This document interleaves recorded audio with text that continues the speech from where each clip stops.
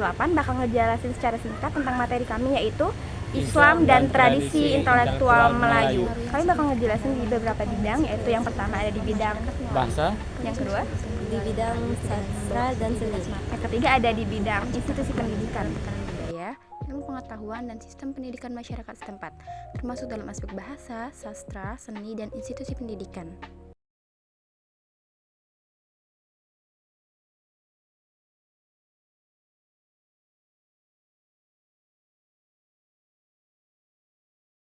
di awal masuknya Islam ke wilayah Melayu pada abad ke-13 Masehi dan membawa dampak yang signifikan.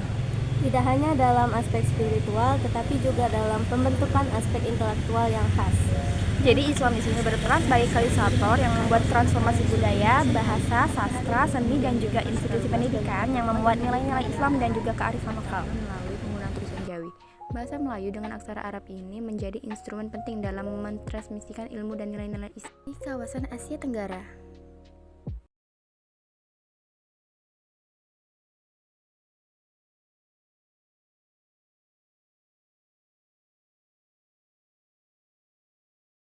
Perkembangan bahasa, Islam mendorong perkembangan aksara Jawi, huruf Arab menyesuaikan dengan bahasa Melayu.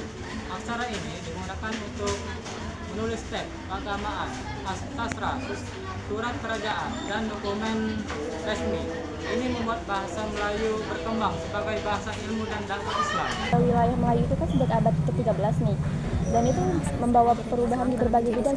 Salah satunya contohnya itu di bidang sastra dan seni. Menurut yang kamu ketahui, itu perkembangan di bidang sastra dan seni itu ada apa aja sih? Banyak tercermin dalam bentuk hikayat, syair, dan karya lainnya.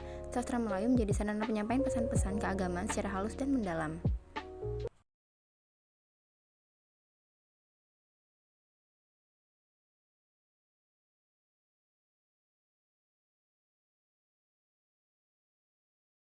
Jadi sastra Melayu itu mengalami perubahan besar. Banyak karya seperti hikayat, syair, dan puisi berisi nilai-nilai Islam tentang akhlak, iman, dan kehidupan akhirat.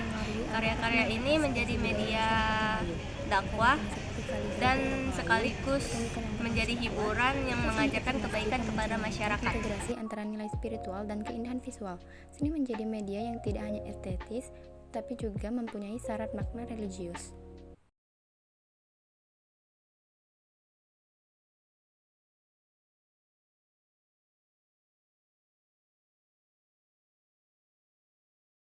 Seni dan arsitektur juga tak luput dari pengaruh Islam.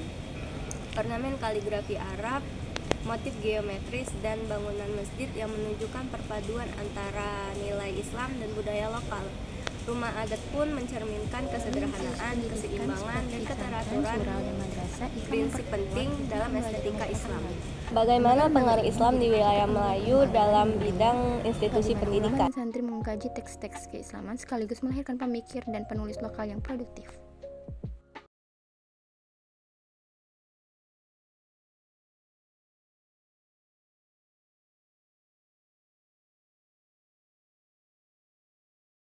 Jadi, pengaruh Islam di bidang institusi pendidikan dapat dilihat dari lembaga pendidikannya. Seperti contohnya itu ada surau, pondok, dan madrasah yang menjadi pusat pembelajaran masyarakat. Di sana masyarakat dapat belajar fikih, tauhid, tasawuf, bahasa, dan juga pemikiran logika. Melalui pendidikan dan tulisan ini terbentuklah jaringan keilmuan Islam yang luas dan berkepanjangan. Jadi ulama tidak hanya mengajar, tetapi juga menjadi tokoh inspiratif dan tokoh masyarakat yang memperkuat tradisi intelektual Islam di Nusantara, tetapi melalui pendekatan yang adaptif dan mendalam, sehingga menghasilkan warisan intelektual yang khas dan berkelanjutan.